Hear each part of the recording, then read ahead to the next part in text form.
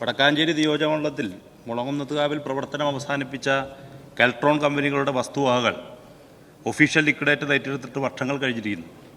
സംസ്ഥാന പാതയോട് ചേർന്ന ഏക്കറക്കണക്കിന് വരുന്ന ഭൂമിയാണ് വെറുതെ കിടക്കുന്നത്.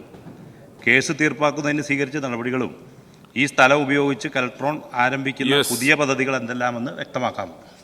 കേസിൽ നിൽക്കുമ്പോൾ ഒഫീഷ്യൽ ലിക്വിഡേറ്റർ കയ്യിലാണ്. നേരത്തെ നമ്മളൊരു പദ്ധതി നൽകിയിരുന്നു, ആ പദ്ധതി അംഗീകരിക്കപ്പെട്ടില്ല. ഇപ്പോൾ നേവി ഡിഫൻസുമായി ചേർന്ന് അതിൻ്റെ RS, NIO, NTR എന്നീ സ്ഥാപനങ്ങൾക്കുള്ള ഒരു DPR തയ്യാറാക്കിയിട്ടുണ്ട്.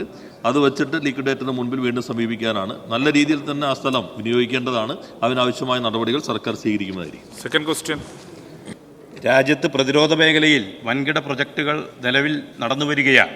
ഇതുമായി ബന്ധപ്പെട്ട സാധ്യതകൾ സംസ്ഥാനത്തെ പൊതുമേഖലാ സ്ഥാപനങ്ങൾക്ക് എത്രത്തോളം പ്രയോജനപ്പെടുത്താൻ സർക്കാർ ശ്രമിക്കുന്നുണ്ട്?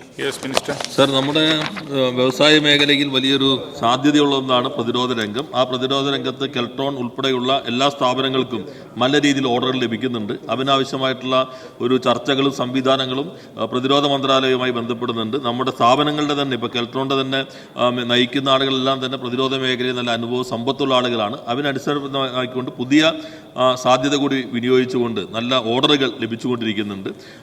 സ്വകാര്യ സ്ഥാപനങ്ങൾക്കും ഈ ഡിഫൻസ് മേഖല ഇപ്പോൾ തുറന്നു കൊടുത്തതിൻ്റെ ഭാഗമായി നമുക്ക് സ്പേസിൻ്റെ ഒരു ഇക്കോസിസ്റ്റം തിരുവനന്തപുരത്ത് ശക്തമായി ഉള്ളതുകൊണ്ട് അതുകൂടി വിനിയോഗിച്ചുകൊണ്ട് ആ രംഗത്തും വ്യവസായങ്ങൾക്കുള്ള സാധ്യതകൾ സർക്കാർ വിനിയോഗിക്കാൻ ശ്രമിക്കുന്നു.